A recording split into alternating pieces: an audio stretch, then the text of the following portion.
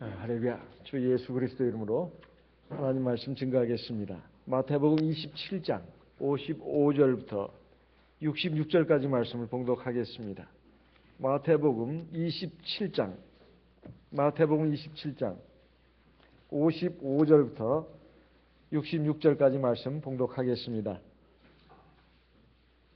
예수를 섬기며 갈릴리에서부터 쫓아온 많은 여자가 거기 있어 멀리서 바라보고 있으니 그 중에 막달라 마리아와 또 야고보와 요셉의 어머니 마리아와 또 세베대 아들들의 어머니도 있더라. 57절. 저물었을 때에 아리마대 부자 요셉이라 하는 사람이 왔으니 그도 예수의 제자라. 빌라도에게 가서 예수의 시체를 달라 하니 이에 빌라도가 내어주라 분부하거늘. 59절. 요셉이 시체를 가져다가 정한 세마포로 싸서 바위 속에 판 자기 새 무덤에 넣어두고 큰 돌을 굴려 무덤 문에 놓고 가니 거기 막달라 마리아와 다른 마리아가 무덤을 향하여 앉았더라. 62절. 그 이튿날은 예비일 다음 날이라. 대제사장들과 바리새인들이 함께 빌라도에게 모여 가로되 주여 저 유혹하던 자가 살았을 때에 말하되 내가 사흘 후에 다시 살아나리라 한 것을 우리가 기억하노니 그러므로 분부하여 그 무덤을 사흘까지 굳게 지키게 하소서. 그의 제자들이 와서 시체를 도적질하여 가고 백성에게 말하되 그가 죽은 자 가운데서 살아났다 하면 후의 유혹이 전보다 더 될까 하나이다 하니. 65절. 빌라도가 가로되 너희에게 파수꾼이 있으니 가서 힘대로 굳게 하라 하거늘. 66절 같이 읽어보겠습니다. 저희가 파수꾼과 함께 가서 돌을 인봉하고 무덤을 굳게 하니라.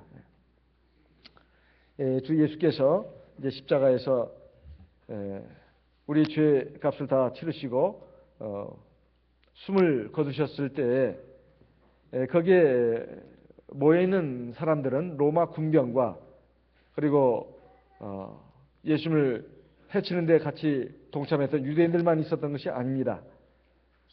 주님을 생전에 따랐던 그런 사람들이 많이 있었는데 특별히 여자들이 많이 있었습니다.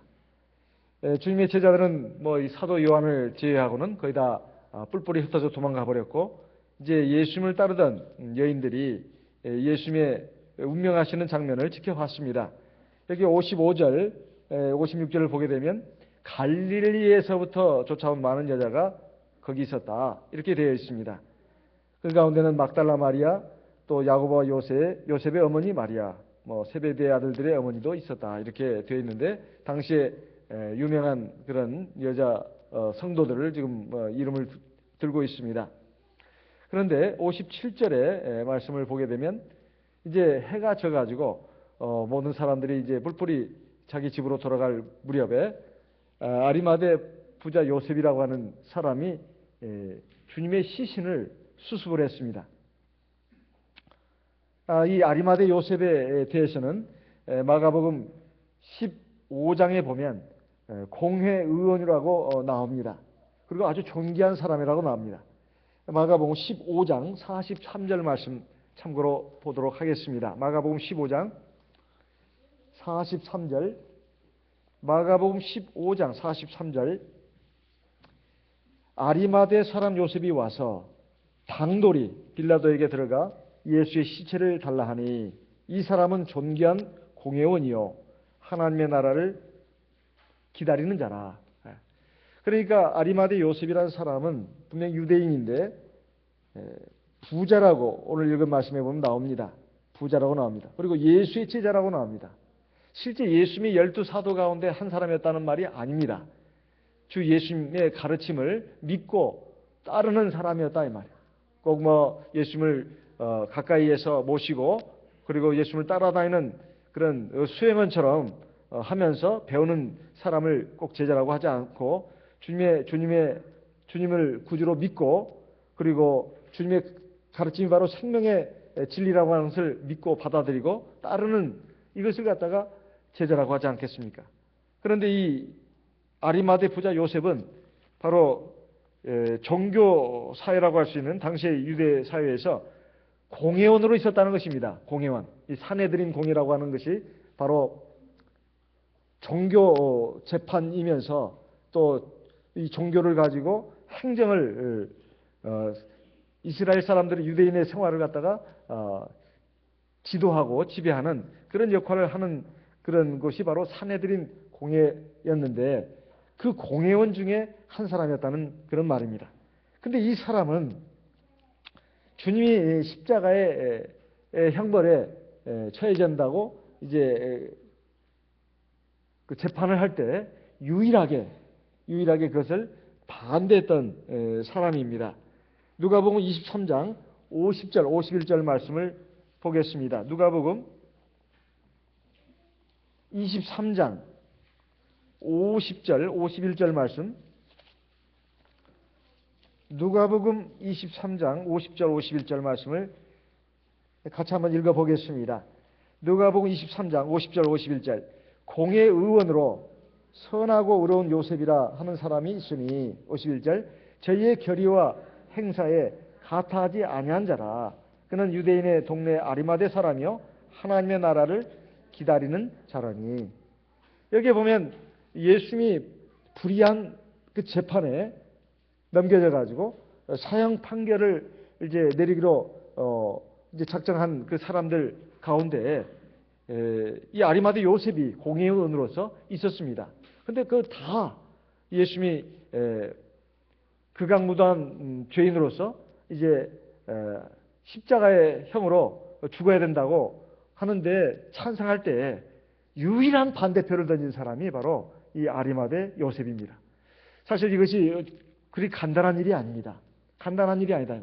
많은 사람들이 옳은 한 길로 가고 있는데 거기에 거슬러 가지고 다른 쪽 길로 간다고 하는 것은 다른 일이 아니다 이 말이에요. 그것이 그냥 뭐 맹목적으로 옳고 그런 것이 따지지도 않고 묻지도 않고 그저 혹시라도 내가 여기에 합류하지 않으면 내가 이 사람들에게 따돌림을 당하고 그리고 어떤 불이익을 당하고 또 소외당하고 내 자리 하나 보존하기도 어려울 것이다. 이런 상황에서 거기에서 반대표를 던진다고 하는 것은 이건 쉬운 일이 아닙니다. 어쩌면 그 간악한 그 유대인들의 또 모함에 의해서 같이 너도 그 당의 사람이구나 해가지고 또 누명을 쓰고 자기도 죽음 내지는 아니면 그보다는 못한다 하더라도 지금까지 누렸던 모든 사회적인 존귀한 위치, 명예를 갖다가 한순간에 다 잃어버릴 수도 있는 그런 그 시대가 바로 이런 시대입니다. 그런데 그 많은 그 공회원들이 다 예수님을 갖다가 죽여야 된다고 할 때 그래서는 안 된다고 이렇게 반대표를 던진다고 하는 것은 정말 아리마대 요셉이 정말 하나님을 경외하는 신실한 신앙인의 소유였다. 이런 걸 알 수가 있습니다. 때에 따라 자기 이익을 위해서 뭐 반대를 했다 이것이 아닙니다. 이건 아무리 봐도 이것은 안 되는 해서는 안 될 불의와 악이다. 이렇게 판단을 하고 아리마대 요셉이 반대표를 던졌다는 거예요. 사람이 이것이 옳은 줄을 뻔히 알면서도 자기에게 손해가 올까봐 내가 어떤 그 불이익을 당할까봐 차마 말 못하는 경우도 얼마나 많은지 모릅니다. 우리가 세상을 살다 보면 이건 분명히 아닌데 불인데 악인데 그걸 차마 말을 못하는 거예요. 왜? 괜히 나섰다가 내가 죽을 수도 있고 내가 불이익을 당할 수도 있고 내가 누리고 있는 어떤 위치에서 쫓겨날 수도 있고 이런 그것 때문에 이 잘못된 불의한 그 흐름에 그냥 휩쓸려 가는 경우도 많이 있다는 것입니다. 그런데 아리마대 요셉이라는 사람은 그렇게 하지 않았다는 것입니다. 그리고 이 사람은 또 부자였다고 나옵니다. 사실 공회의원이고 부자라고 하는 것은 아주 존귀한 그런 사람이면서 그리고 그 많은 물질로 인해서 상당한 힘을 가지고 있는 사람이었습니다. 사람이 세상을 살아가는 데 있어서 지위와 권력이 있고 명예가 있고 그리고 돈이 있으면 사실 별로 아쉬울 것이 없는 사람입니다. 자기 자신에 대해서 자부심이 대단하고 그리고 자기가 뭔가 대단한 사람으로 생각을 해서 그 뭔가 그 사람들 앞에서나 하나님 앞에서 겸손해지기가 굉장히 어렵습니다. 굉장히 어려워요. 세상적인 지위와 명예, 권력, 그리고 돈을 갖고 있는 사람이 뭐가 아쉬워서 하나님을 경외하고 의지하고 또 올바른 길로 자기 목숨이 달아날지언정 내가 이 길로 가야 되겠다고 각오를 하고 가겠습니까? 그러기가 쉽지 않습니다. 그런데 아리마대 요셉은 아주 의로운 사람이었다고 분명히 나옵니다. 이것을 바로 우리가 배워야 되겠습니다. 사람이 교만하고 사람이 물질이 있고 지위가 높고 많이 배우고 똑똑하고 아주 능력이 있으면 교만해지든지 아니면 그보다 못하면 열등감을 가지고 있든지 둘 중에 하나입니다. 능력이 있으면 능력 있는 대로 교만하고 다른 사람을 멸시하고 능력이 없으면 없는 대로 열등감에 빠지고 자기보다 능력 많은 사람을 또 시기 질투하고 이것이 세상 사람들이 보이는 흔한 행태입니다. 그런데 이 아리마대 요셉이라는 사람은 사실 예수님이 살아 계실 때 정말 주님을 믿고 또 가르침에 따랐던 사람입니다. 그래서 예수의 제자라고 나와요.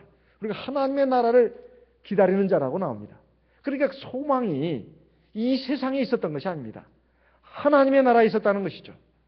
우리가 신앙인으로서 이 인생길을 살아간다고 하는데 대체로 일반 교인들은 어떤가 모르겠습니다만 우리 일반 교인 볼 것 없이 우리 하나님의 백성들이 정말 우리 신앙의 궁극적인 지향점을 어디다 두고 있는가 이걸 한번 점검해 볼 필요가 있습니다. 내가 왜 하나님을 믿고 하나님의 백성으로서 지금 이 신앙의 길을 걸어가는가? 세상에서 평안하게 살기 위해서, 세상에서 행복하게 살기 위해서, 세상에서 잘 되기 위해서 정말 내가 하나님을 믿고 의지하는 것인가? 아니면 이 세상은 한 번 살다가 짧은 인생 살다가 결국은 떠나야 될 인생이고 우리 앞에 곧 펼쳐질 영원한 하나님의 나라를 사모하면서 내가 이 신앙의 길을 걸어가는가? 이 신앙의 궁극적인 목표, 지향점을 확실히 얘기해야 됩니다. 이것이 사실상 우리 신앙에 있어서 가장 중요한 그 부분입니다. 우리 성경 말씀을 보게 되면 여러 가지 많은 진리들이 있습니다. 이 진리도 중요하고 저 진리도 중요하고 다 중요하죠. 다 중요합니다. 그런데 아무리 진리가 중요하다 하더라도 가장 기본적이고 핵심은 뭐냐면 신앙입니다. 그 신앙이 뭘 지향하냐 이 말이에요. 뭘 지향하냐 이 말이에요. 내가 하나님 말씀을 많이 듣고 배워가지고 내가 지식을 풍부하게 가지고 교양도 쌓고 그리고 내가 남보다 더 지혜로워지고 물론 또 그 유익한 일입니다. 하지만 신앙의 가장 그 핵심은 영원한 생명을 얻는 데 있습니다. 그리고 하나님 나라에 들어가는 데 있어요. 그러려면 우리의 믿음의 목표, 우리의 믿음의 추구하는 지향점이 하나님의 나라가 돼야 됩니다. 그런데 아리마대 요셉이라는 사람은 그 신앙이 주님한 하나님께 있었습니다. 하나님께 있었기 때문에 우리 주 예수가 바로 하나님으로부터 온 참 구주라는 것을 알아봤다는 이 말이에요. 그리고 주 예수께서 십자가에 못 박혀서 돌아가셨다 하더라도 바로 이분이 우리의 구원을 위해서 세상죄를 지고 가는 어린 양으로서 죽었다는 것을 이분은 믿었다 이 말이에요. 왜냐하면 예수님의 가르침을 듣고 따랐다는 것은 예수의 말씀을 통해서 주님이 바로 생명의 주님이시고 또 주님이 우리 죄값을 위해서 죽으시고 다시 3일 만에 부활하실 것을 그는 믿었다는 것입니다.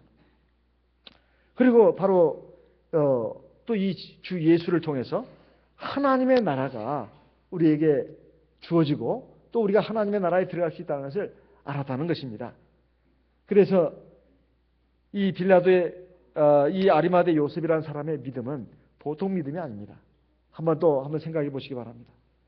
우리가 예수님이 육신을 가지고 이 세상에 구주로서 그의 구원 사역을 행하실 때는 사실 신비한 기적기사를 많이 행하셨습니다. 죽은 자 살리시고 문둥병자 깨끗게 하시고 소경의 눈을 띄우시고 안전병이 일으키시고 그리고 바닷물 위를 걸어가시고 오병이어의 기적을 행하시고 얼마나 많은 기상천외한 기적기사를 행하는지 모릅니다. 그때는 누구나 다 깜짝 놀래가지고 그 발 앞에 무릎을 꿇을 수밖에 없습니다. 그리고 그 주님을 주님으로 인정하고 경배하고 또 섬기고 또 자기에 있는 모든 것을 다 드린다 할지라도 사실 별로 아깝지가 않을 그런 상황이다 이 말이에요. 근데 지금 그 주님이 돌아가셨다 이 말입니다. 그 정작 그 신앙의 대상인 구주께서 돌아가셨다 이 말이에요. 이제는 보통 인간들처럼 싸늘한 지금 시체가 지금 돼가고 있는 중입니다. 아직 온기는 남아있을지 몰라도. 이런 상황에서 좋은 일 아무리 많이 한다 한들 그게 얼마나 빛이 나겠습니까? 여러분 이 얘기 많이 들으셨죠? 정승이 죽으면, 정승의 개가 죽으면 어떻게 된다고 했죠? 문상객이 넘치고, 정작 정승이 죽으면 어떤다고요? 없어요. 정승집에 개가 죽으면 정승을 봐서 가는 것입니다. 그렇죠? 아이고 그 개가 참 얼마나 참 아깝게 죽었냐 그러면서 사람들이 막 물밀듯이 밀어닥친다 이 말이에요. 주체 못할 정도로. 정승집에 개만 죽어도. 근데 정작 정승이 죽으면 코빼기도 안 보입니다. 그러니까 사람들이 마음이 이렇다는 것입니다. 사람들의 마음이 이렇다는 거예요. 뭔가 세력을 쫓아서, 그리고 뭔가 자기에게 이익이 있을 것 같으면 그냥 그렇게 한다 이 말이에요. 그런데 정작 예수님이 지금 돌아가셨습니다. 돌아가셨는데 지금 자기가 그 시신을 갖다가 자기가 자기의 그 무덤으로 준비한 그 새 무덤에다가 안장을 한다 한들 무슨 빛이 나겠으며 자기에게 무슨 덕이 있겠냐 이 말입니다. 그 전능하신 주님께서 살아계실 때는 그래도 고맙다. 너 참 잘했다. 내가 너에게 복 주마. 너에게 복 주마. 하면서 우리 주님께서 여러 가지 칭찬도 하시고, 사람이 칭찬에 굉장히 참 목말라 있습니다. 사람이 인정에 얼마나 목말라 있는지 몰라요. 뭔가 힘이 있고 세력이 있는 분이 나 인정해주고 알아주고 칭찬해주면 그것 때문에라도 죽기 살기로 하는 경우도 얼마나 많은지 모릅니다. 세상 살을 보게 되면. 그런데 정작 그분이 이제 그 자리에서 나오게 되고 물러나게 되고 내 눈앞에서 사라지게 되고 나에게 별 영향력도 끼칠 수 없는 위치에 가게 되면 언제 그랬냐는 듯이 외면하고, 그리고 물러가는 경우가 바로 우리 인생살이에 흔하게 볼 수 있는 모습입니다. 그런데 아리마대 요셉은 어땠습니까? 예수님께서 돌아가셨습니다. 이제 아무런 능력도 행할 수 없는 그런 죽은 사람의 몸에 불과합니다. 그런데 그 예수님의 시신을 바로 이 아리마대 요셉이라는 사람이 god었다 이 말이에요. 사실 예수님의 가까이에서 3년 반 동안이나 예수님을 따라다녔던 예수님의 제자들은 감히 엄두를 못 냈습니다. 그 당시에 로마 법률에 의하면 십자가에 형에 처해진 사람은 그대로 그냥 십자가에 매달아가지고 까마귀에 밥이 되게 하든 그냥 해골이 되게 하든 그대로 방치하는 방법이 하나 있고, 그와 연관된 사람들이 그 시신을 달라고 하면, 그래서 정상적인 장례를 치르도록 요청하면 특별한 이유가 없는 한 허락을 해주도록 되어 있었다고 합니다. 당시에 로마 법률에 하면. 아무리 법이 그렇다 한들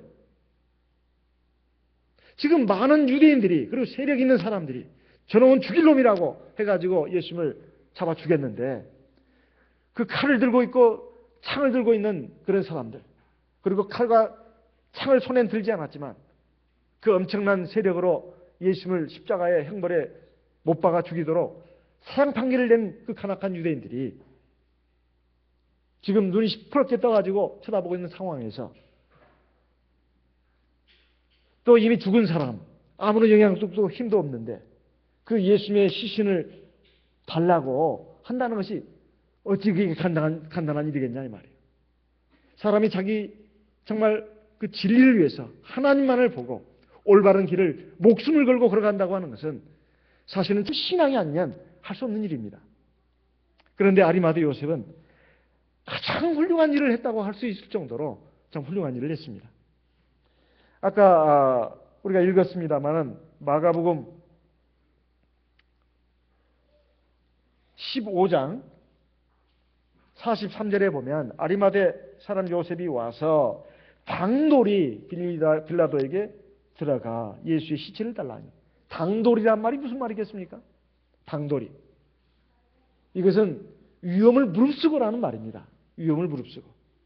당돌이란 말은 정말로 위험을 무릅쓰고 내 목에 칼이 들어와도, 그리고 내가 정말로 죽을지도 모르는 그 위험한 상황이 나에게 온다 할지라도 내가 이건 해야 된다. 이렇게 하고 했다는 것입니다. 이게 보통 믿음이 아니라는 거예요. 보통 믿음이 아닙니다. 예수님이 살아계실 때 한 것도 아닙니다. 예수님이 죽었습니다. 이제 아무런 능력도 행할 수 없습니다. 그뿐만이 아닙니다. 내가 이 일을 하면은 나에게 손해가 올 수 있다 이 말이에요. 나에게 위험이 닥칠 수가 있습니다. 내 목숨이 날아갈 수도 있습니다. 그런데도 그 위험을 무릅쓰고 한 것을 당돌이 이렇게 말한 겁니다. 당돌이 그것도 빌라도 총독에게 나가서 그 시신을 달라고 한 것입니다. 우리가 하나님 앞에 믿음 생활을 하면서 정말로 하나님의 나라를 바라보면서 이 믿음의 길을 걸어가고 있는가? 아니면 세상에 썩어진 것들을 그 하나라도 더 먹으려고 또 사람들의 인정과 칭찬에 목말라 하면서 내가 세상에서 뭔가 성취하고 이루고 그래서 사람들에게 우러름 받고 존경받고 인정받는 그 삶만을 추구하면서 가는 데 있어서 그래도 신앙이 나에게 도움이 되지 않겠나? 그러면서 신앙생활을 하고 있는 것인지 아니면 하나님의 나라와 세상 삶을 갖다가 분리해가지고 신앙 따로 현실생활 따로 이렇게 살고 있는 것인지 우리가 한번 내 자신을 돌아볼 필요가 있습니다. 아리마대 요셉은 정말 하나님의 나라를 기다리는 사람이었습니다. 그러니까 하나님의 살아계심을 인정했다 이 말이에요. 비록 육신적으로는 숨이 끊어졌어도 하나님은 살아서 역사하신다는 것을 믿었다는 것입니다. 그래서 이 요셉은 예수님의 시체를 달라고 해서 이제 정한 세마포로 썼다고 나옵니다. 마태복음 26장 59절에 보면 그래가지고 바위 속에 판 자기 새 무덤에다가 넣어뒀다. 큰 돌을 걸려서 무덤문에 놓고 갔다. 이렇게 되어 있습니다. 이 아리마대 요셉의 이 신앙을 통해서 우리가 여러 가지 많은 교훈을 받지만 사실 예수님 앞에 예수님을 정상적인 장례를 치러줬다는 것입니다. 만일 그렇게 하지 않았다면 어떻게 됐을까요? 예수님의 부활에 대해서 상당히 많은 의혹이 일어나고 의심을 하게 됐을 것입니다. 정상적인 장례를 했기 때문에 그리고 그 무덤의 입구를 큰 돌로 이게 막아놨기 때문에 그게 사실 정상적인 장례를 행한 것입니다. 당시 유대인들의 장례법은 지난 시간에도 말씀드렸다시피 자연 동굴에다가 시신을 안치하거나 아니면 사람이 굴을 판답니다. 굴을 파서 거기다 시신을 넣고 그리고 입구를 이렇게 돌로 막아놓는다는 거예요.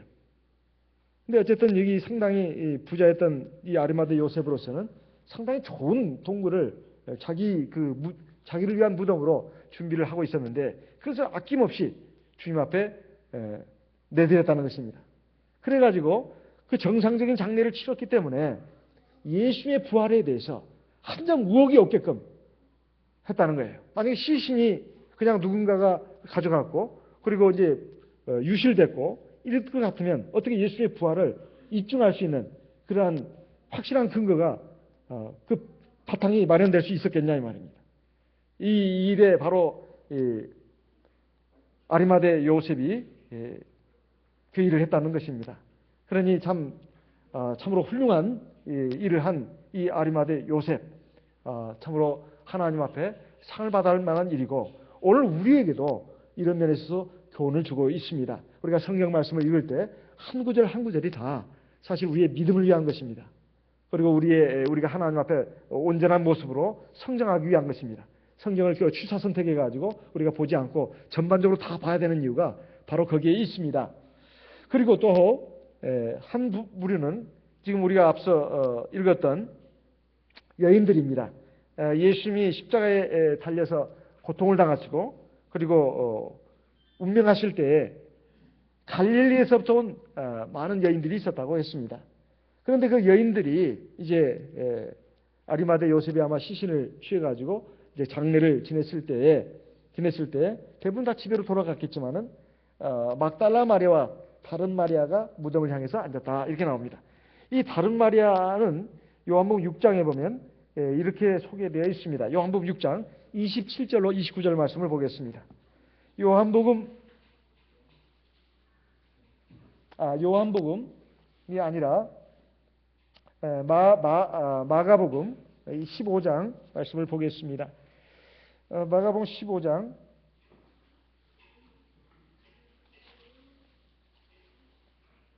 47절. 때에 막달라 마리아와 요셉의 어머니 마리아가 예수 둔 곳을 보더라. 또 다른 마리아는 요셉의 어머니 마리아라고 나와 있습니다. 요셉의 어머니. 또 다른 데 보면 요셉과 야곱의 어머니 마리아 이렇게도 나옵니다. 그래서 예수의 어머니 마리아가 아니라 여기에서는 막달라 마리아와 요셉의 어머니 마리아 이렇게 나와 있습니다. 어쨌든 이 두 여인네가 지금 예수님의 무덤을 향해서 앉았습니다. 사실 사람이 죽으면 그 가까이 그 시신 앞에 있다고 하는 것이 참 쉬운 일이 아닙니다. 그런데 막달라 마리아와 다른 마리아가 무덤을 향해서 앉았다. 이것은 정말 보통 믿음이 아닙니다. 사실 아리마대 요셉 못지않게 이 두 사람의 여인들도 사실 보통 신앙들이 아닙니다. 예수님이 십자가 이전에 예수를 참 믿음으로 따라다닌 이 여인들, 예수님이 십자가를 지고 골고다 언덕을 향해서 올라가실 때, 그리고 십자가에서 운명하시고 이 시신이 됐을 때 예수님 곁을 떠나지 않고 머물러 있었다는 것입니다. 무덤을 향해서 앉았다고 하는 것, 이것은 정말로 보통 믿음이 아닙니다. 사실 이건 참 보통 이 정도면 이제 다 끝난 것이고 이제는 다 아무 희망도 없고, 그리고 이제 사람이 어쨌든 간에 살아있을 때는 몰라도 죽으면 이제는 시체인데 그 시체가 들어있는 무덤에 그 곁에 있다고 하는 것은 이건 참 보통 일이 아닙니다. 보통 일이 아니에요. 이것이 정말로 믿음이 아니고서는 할 수 없는 일입니다. 그게 바로 이러한 그 믿음을 가진 사람들이었기 때문에 이 여인들이 예수님의 부활을 제자들보다도 먼저 확인하게 되었습니다. 마태복음 28장을 보겠습니다. 마태복음 28장 1절부터 보게 되면 안식일이 다하여 가고 안식 후 첫날이 되려는 미명, 즉 새벽에 막달라 마리아와 다른 마리아가 무덤을 보려고 왔더니, 그러니까 이제 밤새도록 지키고 있었다는 말은 아닌 것 같고요. 아마 일정 시간 동안 있다가 아마 밤 12시 전에 갔는지 집에 가서 이제 잠을 자고 왔겠죠. 와가지고 이런 새벽에 또 새벽같이 무덤에 달려와가지고 무덤에 달려왔습니다. 예수님이 시신 아마 무덤에 온 이유는, 정확한 이유는 알 수가 없겠지만 예수님께서 살아계실 때 3일 만에 부활하실 것이다, 이 말씀을 하셨으니까 그 예수님이 그 말씀을 아마 기억하고 이렇게 왔는지 어쩐지는 참 정확하게 알 수는 없지만 그래도 부활에 대한 어떤 믿음을 가진 사람들이 아니었겠나 이렇게 생각이 됩니다. 2절에 보게 되면 큰 지진이 나며 주의 천사가 하늘로서 내려와 돌을 굴려내고 그 위에 앉았는데, 이렇게 나오지 않습니까? 그러면서 천사들을 만납니다. 5절에 보면 천사가 여자들에게 일러 가로되 너희는 무서워 말라. 십자가에 못 박힌 예수를 너희가 찾는지를 내가 아노라. 그가 여기 계시지 않고 그의 말씀하신 대로 살아나셨느니라. 와서 그의 누우셨던 자리를 봐라. 그러니까 예수님의 부활을 맨 먼저 확인한 사람들은 예수님의 제자들이 아니었습니다. 12사도들이 아니었다 이 말이에요. 바로 이 여인들이었습니다. 여인들이 예수님의 부활을 처음으로 목격한 그런 사람들이 됐다. 이런 은총이 바로 이 여인들에게 주어졌다는 것입니다. 그래서 우리도 이런 신앙을 가져야 되겠다, 이런 말씀입니다. 그런데 이와 대비되는 인물들이 예수님 당시에 예수님이 기적이사를 행하고 능력을 행할 때는 주님을 막 왕처럼 섬기고 따랐습니다. 요한복음 6장에 보면 그 유명한 오병이어의 기적이 나옵니다. 그때 예수님께서 하신 말씀이 있습니다. 요한복음 6장을 우리 참고로 한번 보겠습니다. 요한복음 6장 26절. 요한복음 6장 26절.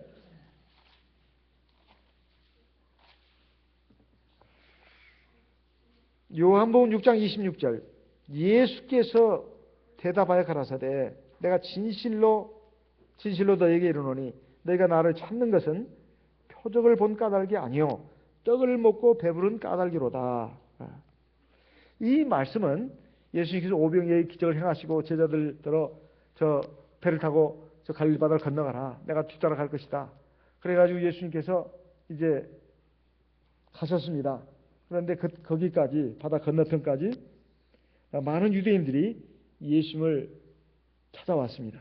그래서 예수님을 왕으로 이제 섬기려고 그러는데 이에 대해서 예수님께서 하신 말씀입니다. 너희가 나를 찾는 것은 표적을 본 까닭이 아니고 떡을 먹고 배부른 까닭이라.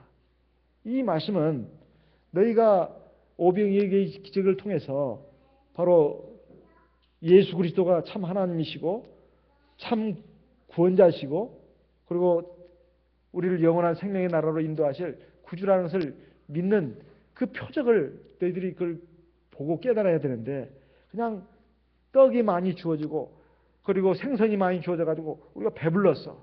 참 기분 좋아. 참 행복해. 이 양반만 모시면 왕으로 모시면 우리는 평생 먹고 사는 문제 가지고 고민할 필요가 없어. 그리고 이 양반만 모시면 우리가 세상에서 멋지게 살 수 있고 아주 참 행복하게 살 수 있어. 이런 식의 그 생각을 가지고 너희들이 나를 따라온 것이다. 이렇게 지금 말하고 있습니다. 일반 교회에서 우리 교회에 오신 분들 가운데 이런 말을 하는 분이 가끔 있습니다. 어떻게 참 예수교회는 이 세상에서 삶을 좀 잘 살게 하는데 초점을 맞춰가지고 말씀을 하시는 것이 아니라 맨 하나님 나라만 찾냐. 그렇게 말하는 분이 종종 있습니다. 종종 있어요. 그래서 이 하나님을 잘 믿으면 건강해지고 그 물질적으로도 축복받고 세상적으로도 잘 되고 이 말씀을 좀 해야 우리가 살아갈 맛이 나지. 어찌 하나님 나라에 대해서 천국 가는 그것만 자꾸 얘기를 하냐. 그리고 고리타분한 진리 얘기만 자꾸 했었냐. 이런 식의 그 비평을 하는 분을 제가 종종 봤습니다. 그럴 때마다 제가 말합니다. 하나님 말씀 가지고 얘기하죠. 우리가 예수 그리스도를 믿고 참 하나님 믿으면 물론 세상에서 하나님 주시는 평안을 누릴 수 있고 또 하나님 은혜 가운데서 살 수가 있습니다. 하지만 그것이 우리 신앙의 본질적인 목적은 아닙니다. 하나님이 그냥 보너스로 주는 것이지 그것을 우리 신앙의 주목적으로 삼고 우리가 하나님 믿어서는 안 됩니다. 이렇게 얘기를 하죠. 그러니까 그러면서 제가 이제 웃으면서 하는 말은 지금은 당장은 당신이 그렇게 들을지 몰라도 잘 들어보세요. 잘 들어보시면 이 세상에서 하나님이 하나님 나라의 그 백성을 불러들이실 때까지 보살펴 주시고 인도해 주시는 거 그것도 깨달을 수 있습니다. 그러나 궁극적인 것은 우리가 하나님 나라에 들어가는 겁니다. 이런 얘기를 하는 것이죠. 자, 여기에 오병이어의 기적을 체험한 사람들도 마찬가지였습니다. 그래서 예수님께서 그렇게 말씀하신 겁니다. 그러니까 제자들이 질문을 했습니다. 그러면서 예수님께서 이런 말씀을 했습니다. 27절 요한복음 6장 27절 썩는 양식을 위하여 일하지 말고 영생하도록 있는 양식을 위하여 하라. 이 양식은 인자가 너에게 주리니 인자는 아버지 하나님께 인치신 자니라. 우리가 잘 아는 말씀입니다. 썩는 양식을 위해서 일하지 말고 영생하도록 있는 양식을 위해서 일해라. 여기 일해라는 것은 그렇게 살아라는 뜻이죠. 썩는 양식은 이 세상에 먹는 거, 그러니까 돈 버는 거, 먹고 사는 거, 그리고 무슨 직업을 얻고, 그리고 이런 육신적인 삶을 말하는 거 아니겠습니까? 그것 자체를 위해서 너희들이 그렇게 일해서는 안 된다. 이런 말 아니겠습니까? 그러니까 제자들이 참 이상하게 생각했습니다. 28절에 저희가 묻되 우리가 어떻게 해야 하나님의 일을 하오리까? 이것은 세상 일을 하지 말고 하나님 일을 하라는 소린가 보다. 이렇게 알아들었어요. 그래서 그렇게 질문한 겁니다. 그럼 우리가 어떻게 해야 하나님 일을 하겠습니까? 이번에 지난 안식일 예배를 마치고 토요일 날 제가 총회 또 갔다 왔습니다. 총회에서는 지금 한 달에 한 번씩 지금 세 번째인데요. 지금 집사 후보, 장로 후보 그 입직 대상자를 놓고 지금 신학교육 훈련이 이루어지고 있습니다. 이번에 제가 또 시간을 맡아가지고 갔다 왔습니다. 그런데 그 집사 이제 후보 되신 분들, 장로 후보 되신 분들이 지금 이제 같이 이제 교육을 받으면서 일요일 날 오후에 이제 제가 발표를 좀 하게 했습니다. 그랬더니 어떤 집사님 후보가 이런 말을 하더구만요. 참 제가 이제 집사가 된다고 하는데 자신은 참 무슨 일을 어떻게 해야 될지, 집사가 해야 되는 일이 뭔지 그걸 잘 모르겠다는 겁니다. 자기는 자신이 없다고 그래서 교회에다가도 계속 얘기했고 그랬는데도 총회까지 올라가지고 지금 이렇게 됐는데 아주 참 자기는 너무나 마음이 참 무겁고 참 걱정이 된다고 그래요. 그래서 그러니까 이제 그 말을 들은 나머지 장로 집사님들도 고개를 끄덕거리면서 거기에 대해서 목사님이 좀 답변을 해주시면 좋겠다고. 대체 집사가 해야 될 일이 뭐냐고. 그래서 제가 이 말씀을 들었습니다. 집사가 해야 될 일이 뭐냐? 다른 게 아니라고. 하나님을 제대로 믿어야 된다고. 그 얘기를 했습니다. 28절 같이 읽어보겠습니다. 예수께서 대답하여 가라사대 하나님의 보내신 자를 믿는 것이 하나님의 일입니다 하시니. 아니 그게 무슨 말씀입니까? 사실 집사하고 장로고 간에 다 성도들이다. 신자다. 하나님을 제대로 믿는 것이 제일 중요하다. 그러니까 첫째 예배, 교회 생활을 잘해야 된다고. 신도들보다 못해서는 안 된다고. 그러니까 안식일 예배뿐만 아니라 밤 예배도 잘 나오고 어쨌든 신앙생활에 모범이 돼야 된다. 자, 그 얘기를 했습니다. 여기 주님의 말씀이 우리가 어떻게 해야 하나님 일을 하오리까 물었을 때 하나님의 보내신 자를 믿는 것이 하나님의 일이라고 하지 않았냐. 그러니까 그거 고민하지 말고 교회 생활 잘해라고. 믿음 생활 잘해라고. 그것은 꼭 집사가 됐기 때문에 장로가 됐기 때문에 그런 것이 아니라 바로 자기의 신앙을 위해서 자기의 구원을 위해서 구원의 완성을 위해서 그렇게 해야 된다고. 그것이 가장 중요한 일이라고. 그 힘으로 봉사를 하는 거라고. 그리고 성도들이 힘들어하고 잘 안 하려고 하는 것들. 이름나고 빛나는 곳에는 사람들이 모이는데 이름도 나지 않고 빛도 나지 않은 곳에는 사람이 없어. 그곳에 가서 일을 하면 된다고. 그러니까 그 참석자들이 다 고개를 끄덕거리더만요. 오르신 말씀이라고. 제가 참 감동했습니다. 감동했어요. 하나님의 보내신 자를 믿는 것이 하나님의 일이다. 정말 예수님의 제자들이 예수님께서 십자가에 달리셨을 때 다 뿔뿔이 흩어졌습니다. 그리고 예수님을 시신을 안치한 사람은 제자들이 아니었고 아리마대 요셉이었습니다. 그리고 무덤에 들어가신 예수의 무덤을 지킨 사람도 예수님의 제자들이 아니라 이 여인들이었다 이 말이에요. 이 신앙이야말로 진짜 신앙이다 이런 말씀입니다. 하나님을 제대로 믿는 것, 믿음 생활 제대로 하는 것이 바로 하나님의 일을 하는 것입니다. 우리가 이 여인들의 믿음을 통해서 아리마대 요셉의 신앙을 통해서 우리 신앙을 바로 세울 필요가 있어요. 사실 우리가 믿음 생활하는 목적은 내 구원을 위해서입니다. 누구한테 인정을 받고 칭찬을 받기 위해서가 아니에요. 우리가 하나님 앞에 구원을 완성하기 위해서입니다. 그래서 바로 이 여인들의 이 신앙은 바로 예수님 앞에 그 오병이의 기적을 체험하고 그 떡부스라도 더 먹고 평생 동안 그 육신의 어떤 양식 문제로 그 고민하지 않도록 하기 위해서 이 양반을 왕으로 모시고 이 양반을 따라다녀야 되겠다.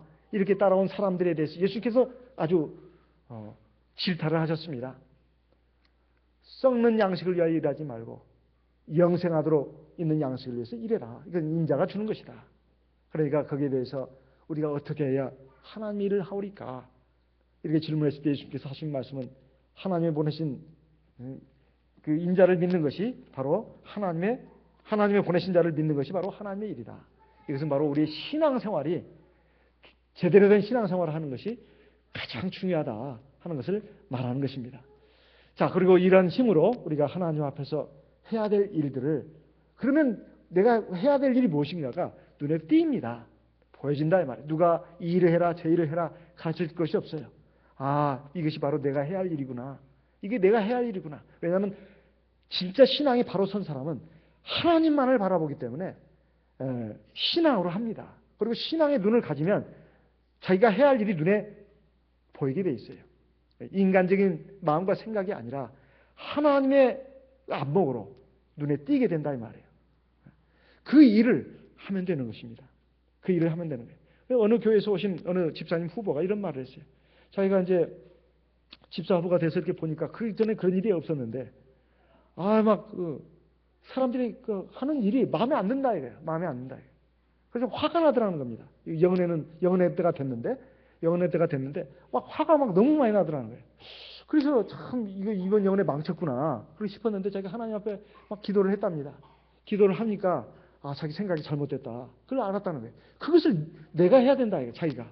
그런데 왜 자기는 하지도 않으면서 막 다른 사람 하는 것이 막 마음에 안 든다고 막 화가 나고 기분 나쁘고 막 성질이 나고 그랬는데 그것이 자기가 참 잘못됐다는 것을 기도하면서 자기가 그걸 깨달았다는 거예요. 저는 그 간증 듣고도 참 감동을 받았습니다. 어떻게 저렇게 깨닫고 생각을 하는가. 근데 그 모습을 보면 그렇지 않아요. 굉장히 참 신앙적이고 성령도 충만해 보이고 그런데 그런 그 고백 간증을 하는 걸 봤을 때 저 마음속에 저런 마음이 있었구나. 그리고 저것을 신앙이 있으니까 저렇게 깨닫고 저렇게 깨우치고 나가는구나. 제가 깜짝 놀랐습니다. 깜짝 놀랐어요. 그래서 제가 참 많은 걸 배웠다고 저도 얘기를 했습니다. 그래서 우리 신앙이라는 것도 한번 점검해 볼 필요가 있습니다. 정말 참 신앙이어야 합니다. 참 신앙. 그리고 살아있는 신앙이어야 돼요. 겉껍데기인 신앙은 능력이 없습니다. 그 신앙 가지고는 하나님 나라에 들어간다고 장담할 수 없어요. 중요한 것은 신앙입니다. 그 신앙이 바로 행함으로 나오는 거예요. 신앙이 제대로 안 되는데 어떻게 행함이 나올 수 있을까요? 신앙 따로 행함 따로가 있는 것이 아니라 신앙이 있어야 올바른 행함도 나오는 것이다. 이런 말씀입니다. 그런데 그 반면에 대제사장과 바리새인들은 예수님이 혹시 부활한다는 그런 헛소문이 돌까 봐 두려워했습니다. 그래가지고 마태복음 27장에 보게 되면 또 한 부류가 나오는데 바로 바리새인 대제사장들이었습니다. 빌라도에게 그 이튿날 가가지고 말을 했습니다. 주여, 그러면서 저 유혹하는 무리들이, 저 유혹하는 자가 예수를 말하는 것이죠. 살아있을 때, 즉 생전에 내가 사흘 후에 다시 살아날 것이다. 이걸 우리가 기억하고 있습니다. 그러니까 예수님을 박해하고 예수님을 반대하고 핍박했던 당시의 종교 지도자들, 유대교 지도자들이 마저도 기억하고 있었다 이 말이에요. 저자가 살아있을 때 한 말을 우리도 기억하고 있습니다. 사흘 만에 죽은 자 가운데 살아날 것이다. 우리도 기억하고 있습니다. 그러니 우리 빌라도 총독이시여, 그 무덤을 사흘 동안 우리가 지킬 수 있도록 우리에게 권한을 주십시오. 그러니까 혹시라도 그 제자들이 와서 시체들 도둑질해 가지고 64절에 나와 있는 말씀입니다. 백성들에게 말하면서 허위 선동을 하면서 그가 죽은 자 가운데 살아났다고 하면 아마 그가 생전에 일으켰던 영향력보다도 더 많은 파장이 일어날 겁니다. 이렇게 말을 했습니다. 이 말들은 빌라도가 말하기를 너희에게 파수꾼이 있을 텐데 가서 너희들 힘껏 지켜라. 그래가지고 이 대제사장과 바리새인들이 이제 예수님의 무덤에 가가지고 돌로 박혀져 있는 것을 갖다 임봉을 했다고 나옵니다. 임봉이라는 것은 보통 중요한 서류나 문서 누가 뜯어보지 못하고 당사자에게 가도록 할 때 임봉을 합니다. 그 접착하는 부분에다 뭐죠? 도장을 찍고 그리고 테이프로 붙입니다. 테이프로 붙여요. 누가 그걸 뜯으면 표시가 나도록. 그리고 무덤을 임봉했다는 건 뭘까요? 돌로 이렇게 이제 그 입구를 막았을 테니까 틀림없이 거기다가 뭡니까? 흙을 바르는 방법이 있겠죠. 흙을 바르는 방법. 그 돌무덤이니까 굴에 그 입구를 갖다가 돌로 막았으니까 그래도 그 틈새는 있지 않겠습니까? 그러니까 거기를 갖다가 이제 아마 여러 가지 뭐 흙으로 막 진흙으로 막 발랐겠죠. 아니면 시멘트로 바르든가 이렇게 해가지고 뭐 아니면 역청으로 바르든가 해가지고 쭉 바르고, 그리고 뭐 거기다가 무슨 뭐 이제 뭐 공인 뭐 쉽게 말하면 뭡니까? 그 무슨 뭐 서류 같은 걸 갖다 붙이다가 누구라도 거기에 이제 손을 대면은 표시가 나도록 이것을 인봉이라고 합니다. 인봉이라고 그래요. 이렇게까지 한 이유는 뭘까요? 이렇게 악을 행한 이 무리들이 불안하고 두려웠다는 것입니다. 예수님 부활할까 봐. 정말 이 바리새인과 이 대제사장들이 정말 하나님 믿는 사람들인가? 종교를 빙자해가지고 자기의 업으로 삼고 먹고 사는 그러한 수단으로 삼는 사람들이었지, 정말 하나님에 대해서 참된 신앙을 가진 사람들은 아니었다는 것입니다. 우리 물론 성도들이 이러지는 않습니다. 하지만 우리가 하나님 앞에서 정말로 이렇게 형식적인 믿음을 가지고 종교를 빙자해가지고 많은 사람들을 미혹하고 그리고 사망의 길로 이끌어가는 이 많은 세상의 그 잘못된 교회들을, 이들을 우리가 바른 길로 인도하고 또 구원받게 될 책무가 바로 우리에게 있습니다.